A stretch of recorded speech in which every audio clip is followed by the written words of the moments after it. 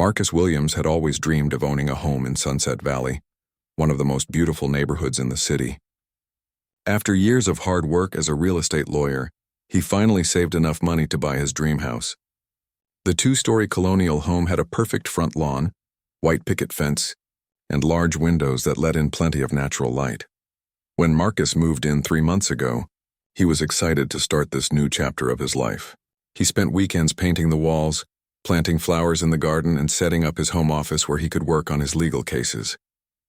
The neighborhood seemed peaceful and quiet, exactly what he wanted after living in a busy apartment downtown for so many years. Marcus was a successful lawyer who specialized in real estate law. He had helped hundreds of families buy and sell their homes, and he knew all the rules and regulations about property ownership. His office downtown was always busy with clients who needed help with contracts, property disputes, and housing issues. He was respected in his field and had even won several important cases that made the local news. The first few weeks in his new home were wonderful. Marcus enjoyed his morning coffee on the front porch, watching the sun rise over the tree-lined street. His neighbors seemed friendly enough, waving hello when they saw him working in his yard. The mailman, Tom, always stopped to chat about the weather or the local baseball team. Everything felt perfect in his new community. However, Marcus began to notice that one neighbor across the street seemed different from the others. Linda Patterson was the president of the Homeowners Association, and she had lived in the neighborhood for over 15 years. She was a tall woman with short blonde hair who always wore expensive clothes and carried herself like she owned the entire street. Linda had a way of looking at people that made them feel uncomfortable, as if she was judging everything they did. At first, Marcus thought Linda was just being cautious about new residents. Many established neighborhoods had people who were protective of their community standards. He understood that homeowners associations existed to maintain property values and keep neighborhoods looking nice. As a real estate lawyer, he had dealt with many HOA situations and knew they could be helpful when managed properly. But Linda's behavior toward Marcus was different from how she treated other neighbors. When the elderly couple next door had their grandson visit for 2 weeks, Linda brought them homemade cookies and asked friendly questions about the young man's college plans. When the family down the street got a new car, she complimented them on their choice and asked about the financing options. Her interactions with other residents were warm and welcoming. With Marcus, Linda's approach was cold and suspicious. She would stand at her window and watch him when he worked in his yard. If he parked his car even slightly outside the designated lines, she would leave a note on his windshield about proper parking procedures. When he installed new solar panels to save energy, she sent him a certified letter questioning whether he had proper HOA approval. Even though he had followed all the correct procedures, Marcus tried to give Linda the benefit of the doubt. Maybe she was just very strict about rules and treated everyone the same way. He decided to introduce himself properly and try to build a good relationship with her. One Saturday morning, he walked across the street with a plate of cookies his sister had baked and knocked on Linda's door. Linda answered with a fake smile that didn't reach her eyes. She accepted the cookies but barely said thank you. When Marcus tried to make conversation about the neighborhood and mentioned that he was a lawyer, Linda's expression changed. She looked surprised and a little worried but quickly covered it up with another fake smile. The conversation was awkward and short, and Marcus left feeling like he had somehow made things worse instead of better. Over the next few weeks, Linda's behavior became even more strange. She started taking pictures of Marcus's house from different angles, always trying to be sneaky about it. She would walk her small dog past his property multiple times a day, stopping to stare at his front door, windows, and yard. Sometimes she would write things down in a small notebook, like she was documenting everything he did. Marcus began to feel uncomfortable in his own home. He had bought this house to find peace and happiness, but instead he felt like he was being watched all the time. He started closing his curtains during the day and avoiding spending time in his front yard. The joy he had felt about homeownership was slowly being replaced by stress and anxiety. When Marcus talked to other neighbors about Linda's behavior, they gave him mixed responses. Some said that Linda could be particular about certain things but was generally harmless. Others seemed nervous to say anything negative about her, since she was the HOA president and had significant power in the community. A few neighbors mentioned that Linda had been involved in disputes with other residents in the past, but they were vague about the details. Marcus realized that Linda Patterson was not just a strict neighbor or an overzealous HOA president. Her behavior toward him was targeted and personal in a way that felt wrong. As someone who had studied law for years and dealt with many different types of people, Marcus could sense that Linda had some kind of problem with him specifically. He just didn't know yet how far she would be willing to go to make his life difficult. The harassment from Linda Patterson escalated quickly after Marcus tried to be friendly with her. She began sending him official-looking letters almost every week, each one complaining about some minor issue with his property. The first letter claimed his grass was too long, even though Marcus had just mowed it 2 days earlier. The second letter said his garbage cans were placed incorrectly, despite him following the exact same pattern he had observed from other neighbors. Marcus kept every letter Linda sent him, filing them carefully in a folder in his home office.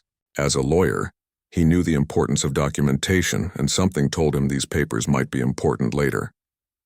Each letter was signed with Linda's full title as HOA president and included threats about fines or other consequences if he didn't fix the supposed violations immediately. The letters became more creative and desperate as time went on. Linda complained that Marcus's doormat was the wrong color for the neighborhood aesthetic. She said his outdoor light fixture was too bright and disturbed other residents, even though it was the same style that came with most houses in the development.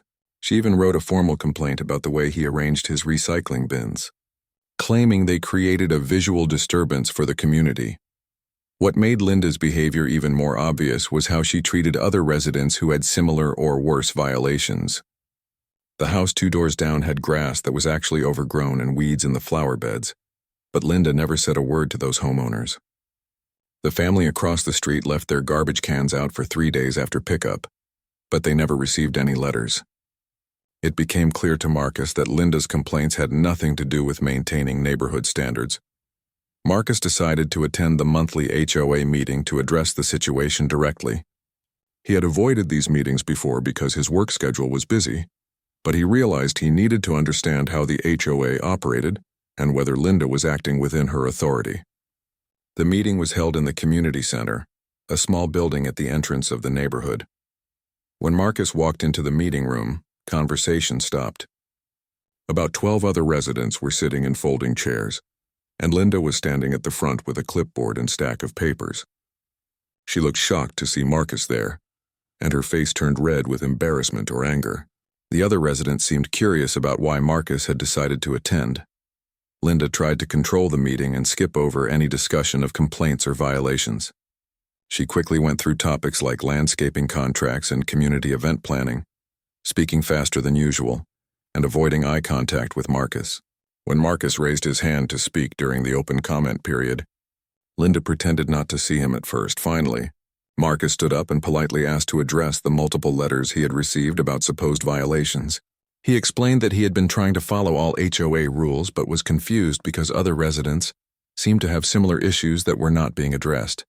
Linda's face became even redder, and she stammered something about reviewing all properties equally.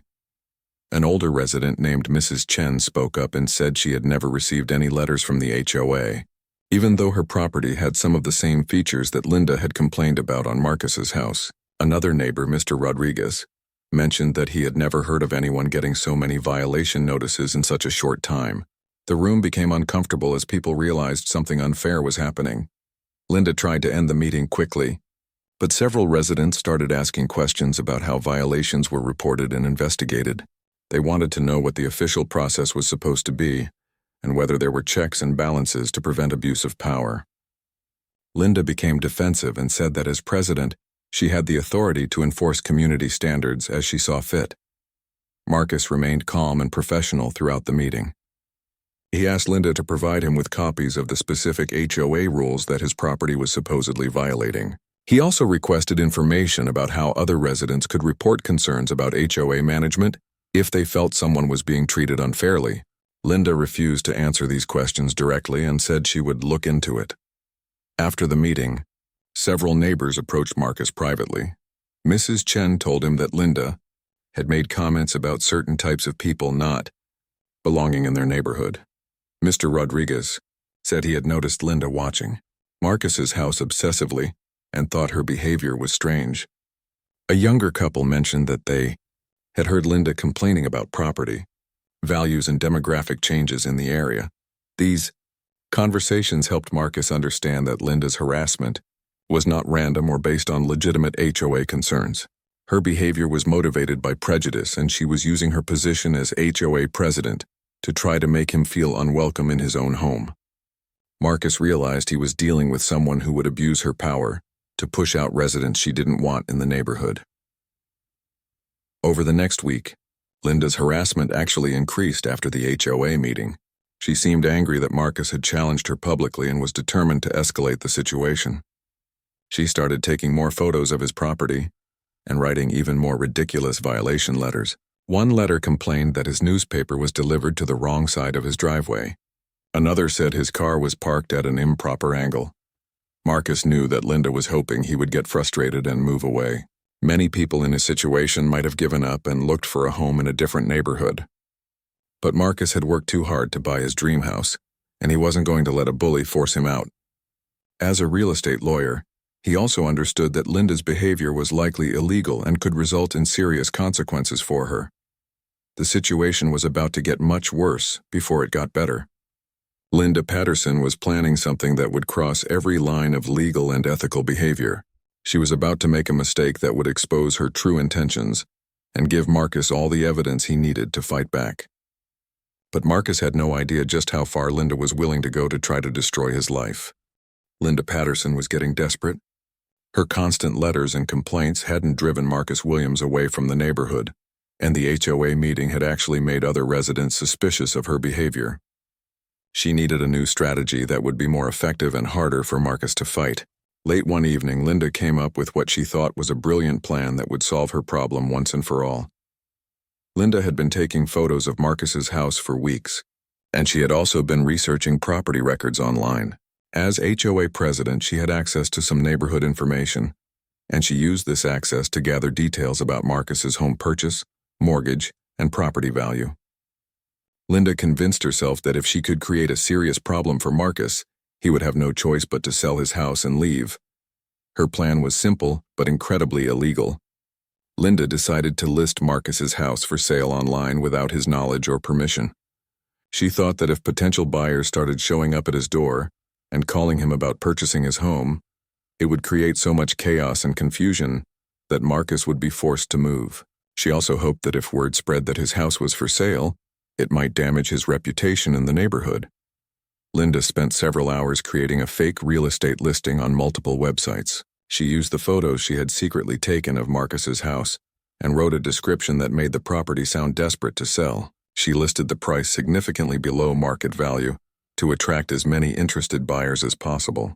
Linda used a fake email address and phone number that she created specifically for this scheme. In the listing description, Linda wrote that the homeowner was motivated to sell quickly due to financial difficulties and was open to all reasonable offers. She claimed that the house needed to be sold within 30 days because of personal circumstances and that interested buyers should drive by any time to view the property. Linda thought she was being clever by not using Marcus's real name in the listing.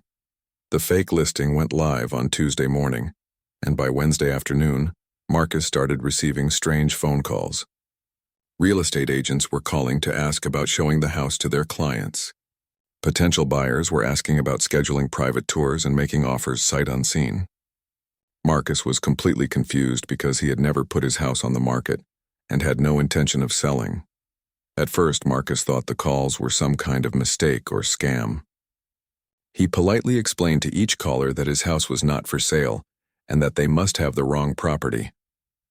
But as more calls came in throughout the day, Marcus realized this was not a random error. Someone had deliberately listed his house online, and it was causing serious problems. The situation became even more chaotic when people started showing up at Marcus's front door. On Wednesday evening, a young couple knocked and asked if they could walk through the house because they were very interested in buying it. On Thursday morning, a real estate agent arrived with a client and seemed angry when Marcus told them the house wasn't actually for sale. By Thursday afternoon, Marcus had received over 20 phone calls and had multiple people come to his door. Marcus immediately suspected that Linda Patterson was behind this scheme. The timing was too convenient. coming just days after their confrontation at the HOA meeting. Linda was the only person who had been taking photos of his house, and she clearly wanted him to leave the neighborhood. As a real estate lawyer, Marcus knew that creating fake property listings was a serious crime that could result in felony charges. Marcus decided to investigate before confronting Linda directly. He searched online and quickly found his house listed on several real estate websites. The photos were definitely taken from the street, and some of them matched the angles he had seen Linda using when she was spying on his property. The listing details included information that only someone familiar with the neighborhood would know. The phone calls and door visits continued throughout Thursday and Friday. Marcus had to take time off work to deal with the constant interruptions. He couldn't concentrate on his legal cases because his phone was ringing every few minutes with people asking about his house. Some callers became angry when he explained that the listing was fake, and a few accused him of wasting their time. On Friday evening, Marcus called the websites where his house was listed and explained the situation. Most of the customer service representatives were helpful and agreed to remove the fake listings, but they warned him that new listings could be created quickly if someone was determined to continue the harassment. They suggested that Marcus file a police report because creating fake real estate listings was considered fraud. Marcus also contacted his homeowner's insurance company to report the situation.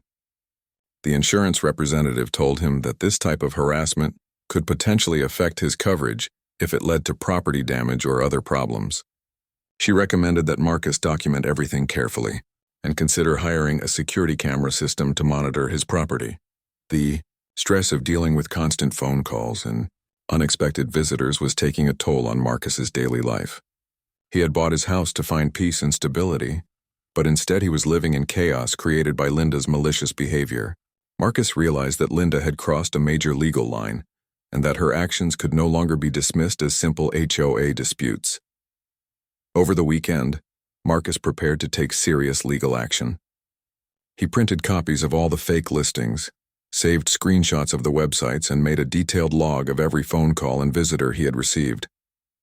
He also drove through the neighborhood and took photos showing that no other houses had for sale signs, which would help prove that his property was being specifically targeted. Marcus knew that Linda's fake listing scheme was probably a felony in his state.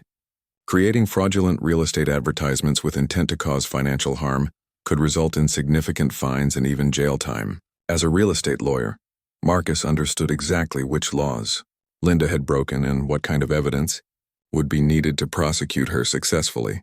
Linda Patterson had no idea that her brilliant plan was actually the biggest mistake she could have made. By creating fake real estate listings, she had provided Marcus with clear, documented proof of criminal behavior that no HOA president would ever have legitimate authority to do. Linda thought she was driving Marcus away, but instead she was about to face the full force of the legal system. Monday morning brought a new wave of chaos to Marcus Williams's life. More people were calling about the fake listing, and now some of them were getting aggressive when he explained that his house wasn't actually for sale. One caller accused him of being a scammer and threatened to report him to authorities. Another caller said he had driven 3 hours to see the house and demanded compensation for his wasted time and gas money. Marcus realized he needed to act fast before the situation got completely out of control. He called in sick to work and spent the morning gathering evidence and preparing for a legal battle. As a real estate lawyer, Marcus knew exactly what documentation would be needed to prove fraud and harassment. He also understood that Linda Patterson had probably committed multiple felonies without realizing how serious her crimes were. The first step was to file a police report. Marcus drove to the local police station with a thick folder of evidence, including printed copies of the fake listings, photos Linda had taken of his house, and logs of all the harassing phone calls and visitors. The desk sergeant initially seemed skeptical, but when Marcus explained that he was a lawyer and showed the extent of the evidence, the officer's attitude changed quickly. Detective Sarah Martinez was assigned to investigate the case. She had handled identity theft and fraud cases before, but she had never seen someone use fake real estate listings as a harassment tool. Detective Martinez was immediately interested in the case because the evidence was so clear and the crimes were so obvious. She told Marcus that creating fraudulent property listings was a serious felony that could result in years in Prison Detective Martinez began investigating by contacting the websites where Marcus's house had been listed. The customer service departments were cooperative and provided information about the accounts that had created the fake listings. All of the accounts were registered to fake names, but they all used the same email address and phone number. This pattern would make it easier to trace the listings back to Linda Patterson. While the police investigation was beginning, Marcus decided to take civil legal action as well. He contacted his law firm and spoke with a colleague who specialized in harassment and fraud cases. His colleague, Jennifer Adams, was shocked by the extent of Linda's behavior and agreed to help Marcus file a civil lawsuit seeking damages for harassment, fraud, and intentional infliction of emotional distress. Jennifer Adams explained that Linda's actions had probably cost Marcus thousands of dollars in lost work time, stress, and disruption to his life. The fake listings had also potentially damaged Marcus's reputation and could have affected his credit score or property value if the situation had continued. Under state law, Marcus could sue Linda for both actual damages and punitive damages designed to punish her behavior. By Tuesday afternoon, Marcus and Jennifer had prepared a comprehensive civil lawsuit against Linda Patterson. The lawsuit included counts of fraud, harassment, intentional infliction of emotional distress, and violation of privacy. They also included a request for a restraining order that would legally require Linda to stop all contact with Marcus and stay away from his property. The restraining order hearing was scheduled for Thursday morning.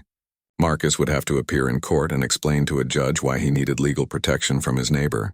Jennifer Adams warned him that Linda would probably try to defend herself by claiming she was just doing her job as HOA president. But the fake real estate listings would be impossible for her to explain away. Meanwhile, Detective Martinez was making progress with her investigation. The email address used to create the fake listings was traced to an account that Linda had set up using a fake name, but the account was linked to her real phone number and home address. The phone number in the listings was connected to a prepaid cell phone that Linda had purchased with cash, but security cameras at the store had recorded her making the purchase. On Wednesday evening, Detective Martinez and two other officers knocked on Linda Patterson's door. Linda answered with her usual fake smile, but her expression changed quickly when she saw the police badges.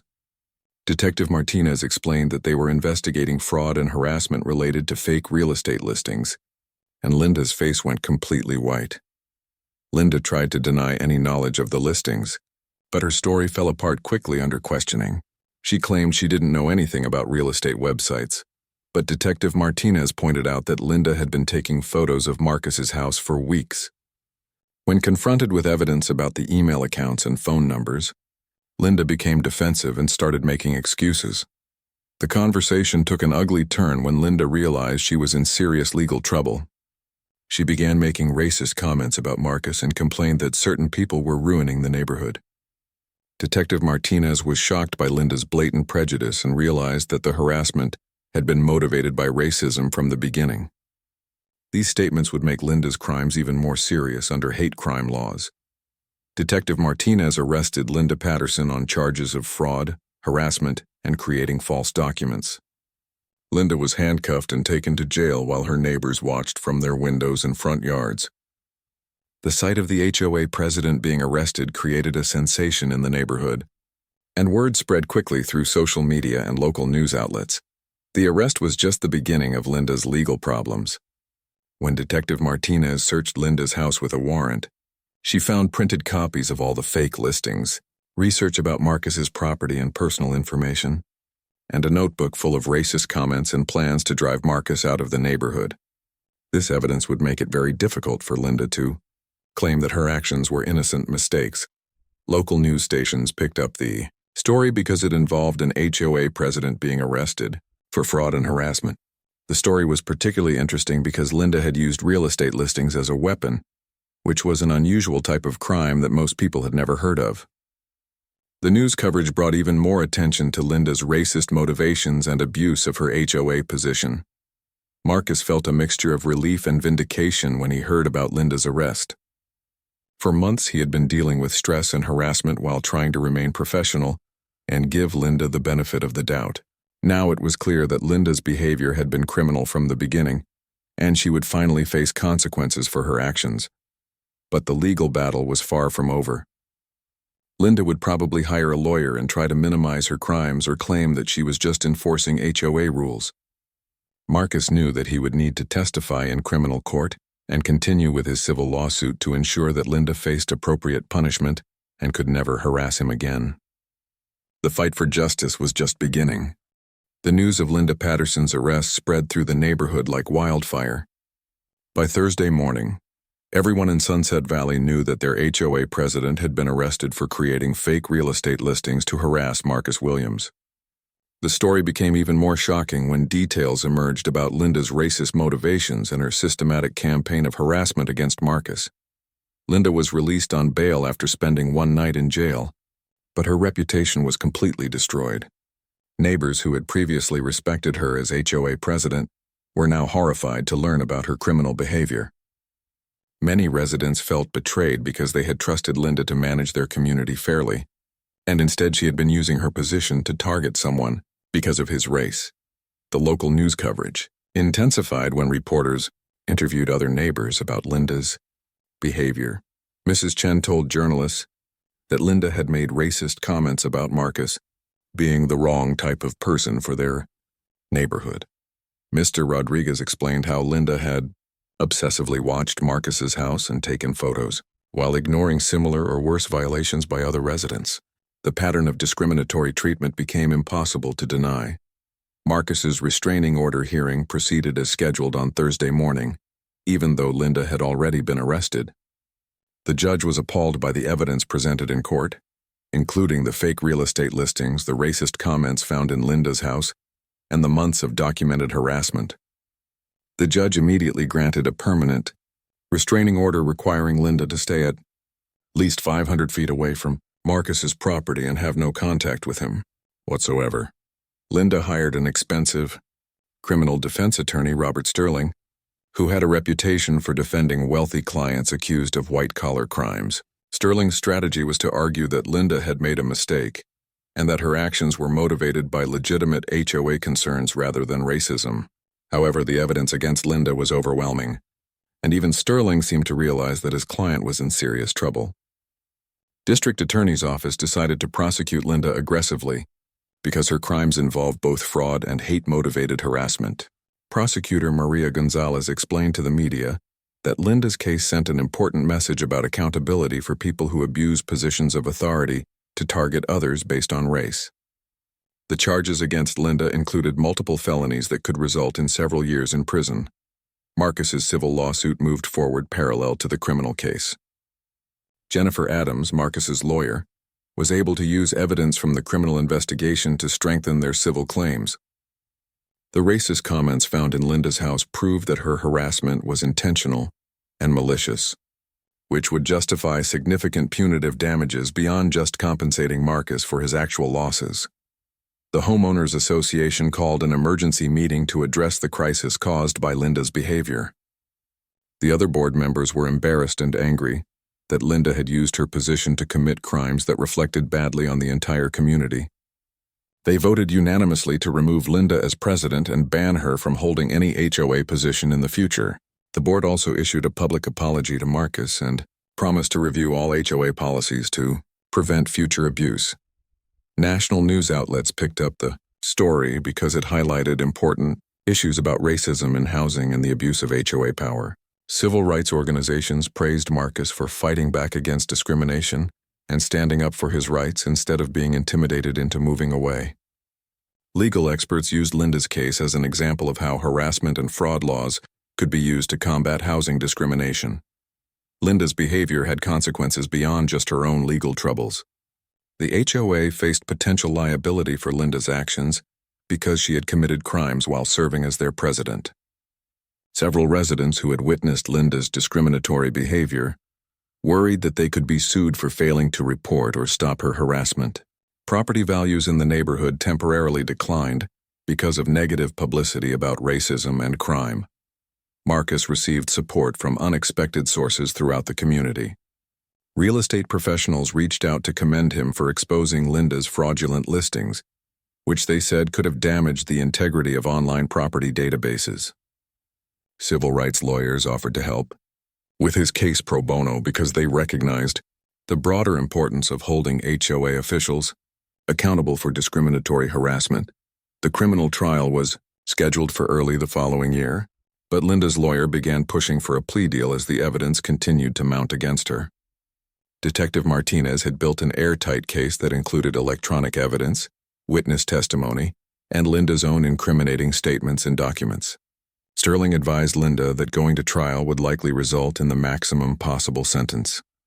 Linda's personal life fell apart as word of her arrest and racist behavior spread beyond the neighborhood.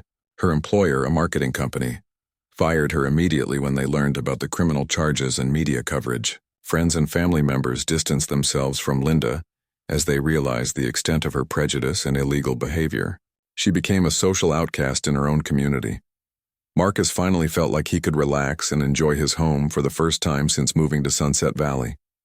The constant phone calls and unexpected visitors had stopped after the fake listings were removed. He no longer had to worry about Linda spying on his property or sending harassing letters. The legal system was working to ensure that Linda would face appropriate consequences for her crimes. However, Marcus knew that the legal process would take time to complete. The criminal trial could last several months, and his civil lawsuit might take even longer. Linda still lived in the neighborhood, and even though she was required to stay away from his property, Marcus remained cautious about his safety. He installed security cameras and made sure his doors were always locked. The broader community began to heal from the damage caused by Linda's behavior.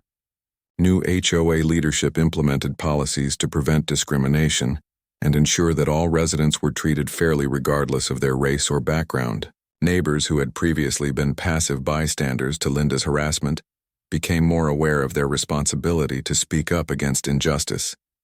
Marcus's courage in fighting back against Linda had inspired other victims of HOA abuse to seek legal help. Lawyers across the country reported an increase in calls from homeowners who were facing similar harassment from HOA officials. Linda's case became a precedent that would help protect other residents from discriminatory treatment by neighborhood authorities. 6 months after Linda Patterson's arrest, the legal consequences of her actions reached their conclusion. Faced with overwhelming evidence and the possibility of years in prison if convicted at trial, Linda finally accepted a plea deal negotiated by her attorney. She pleaded guilty to fraud, harassment, and hate crime charges in exchange for a sentence that included 18 months in prison, 3 years of probation, and a requirement to pay significant financial damages to Marcus. The plea hearing was emotional and tense. Linda was required to admit in open court that she had created fake real estate listings to harass Marcus Williams, and that her actions were motivated by racial prejudice. When the judge asked Linda to explain her behavior, she gave a half-hearted apology that focused more on her own embarrassment than on the harm she had caused to Marcus. Many observers felt that Linda still didn't fully understand the seriousness of her crimes. Marcus attended the plea hearing and was given the opportunity to read a victim impact statement. He spoke about the stress and anxiety Linda's harassment had caused him, the disruption to his work and personal life, and the violation of his right to feel safe in his own home. Marcus emphasized that Linda's actions had not just affected him personally but had also damaged the reputation of their entire neighborhood. The civil lawsuit was resolved more favorably for Marcus than anyone had expected. Jennifer Adams negotiated a settlement that required Linda to pay Marcus $200,000 in damages, covering his lost work time, legal fees, emotional distress, and punitive damages intended to punish Linda's behavior. Linda was also required to pay for Marcus's security system and ongoing therapy costs related to the harassment. Linda's financial situation became desperate as the legal bills and damages mounted up. She had already lost her job due to the criminal charges, and the settlement with Marcus consumed most of her savings and forced her to sell her house. The irony was not lost on anyone that Linda's attempt to drive Marcus out of the neighborhood had resulted in her own forced departure from Sunset Valley. The Homeowners Association implemented sweeping reforms to prevent future abuse of power. New policies required HOA board decisions to be made by majority vote, rather than unilateral action by the president. Residents were given clear procedures for reporting concerns about board member behavior, and regular audits would review all enforcement actions to ensure they were applied fairly to all residents regardless of race or other characteristics, Marcus became an advocate for HOA reform and fair housing rights. He wrote articles for legal journals about Linda's case and spoke at conferences about how harassment and fraud laws could be used to combat housing discrimination. His experience helped other lawyers develop strategies for representing clients who faced similar problems with abusive HOA officials. The neighborhood slowly recovered from the scandal, but Linda's behavior had lasting effects on the community. Property values took nearly a year to fully recover from the negative publicity. Several longtime residents moved away because they were embarrassed to be associated with a neighborhood that had made national news for racism. However, many new residents moved in specifically because they were impressed by how the community had handled the crisis and implemented reforms. Marcus's relationship with his neighbors improved dramatically after Linda's removal. Residents who had previously been afraid to challenge Linda's authority now felt comfortable expressing their opinions about community issues. The new HOA leadership was more transparent and collaborative, seeking input from all residents rather than making decisions behind closed doors.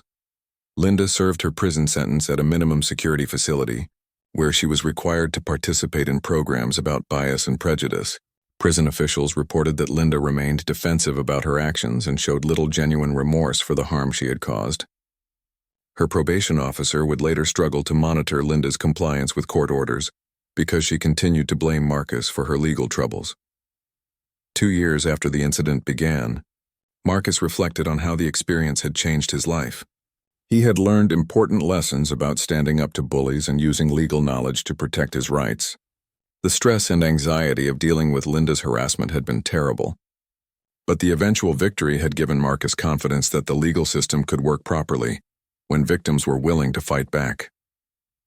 Marcus decided to stay in his Sunset Valley home, which had truly become his dream house once Linda was no longer a threat. He enjoyed working in his garden, hosting barbecues for neighbors, and participating in community events with the reformed HOA. The house that Linda had tried to force him to sell became a symbol of Marcus's determination to claim his rightful place in the neighborhood. The case became a teaching tool in law schools across the country, where professors used Linda's prosecution to demonstrate how multiple areas of law could intersect in harassment cases. Students learned about real estate fraud, civil rights violations, and the importance of thorough documentation when building legal cases. Marcus occasionally guest lectured at these classes, sharing his perspective as both a victim and a lawyer. Linda Patterson's attempt to drive Marcus Williams out of Sunset Valley had completely backfired. Instead of forcing Marcus to leave, Linda's illegal behavior had resulted in her own criminal conviction, financial ruin, and social disgrace. Marcus had not only kept his dream home but had also helped reform HOA practices that would protect future residents from similar abuse. The story became a powerful reminder that justice could prevail when victims were willing to stand up for their rights and use every legal tool available to them. 5 years later, Marcus Williams had become a respected voice in the fight against housing discrimination. His law practice had grown significantly as word spread about his successful defense against Linda's harassment. Many clients sought him out specifically because they knew he understood what it felt like to be targeted by prejudiced neighbors or abusive HOA officials. Marcus established a nonprofit organization called Fair Housing Defense that provided free legal advice to homeowners facing discrimination. The organization helped dozens of families each year who were dealing with harassment, fraudulent complaints, or other attempts to force them out of their neighborhoods. Marcus's experience with Linda Patterson had taught him that many victims didn't know their legal rights or how to document harassment properly. Linda Patterson never fully recovered from her criminal conviction and civil judgment. After completing her prison sentence, she moved to a different state and struggled to find steady employment. Background checks consistently revealed her fraud and hate crime convictions, making it difficult for her to rent apartments or get jobs that required any level of trust or responsibility. The Sunset Valley neighborhood had transformed into a model community for inclusive HOA governance.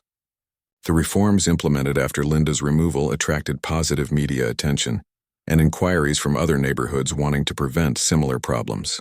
The community became more diverse and welcoming, with residents actively working to ensure that everyone felt included and respected. Marcus's story inspired legislation in several states that strengthened penalties for HOA officials who abused their authority.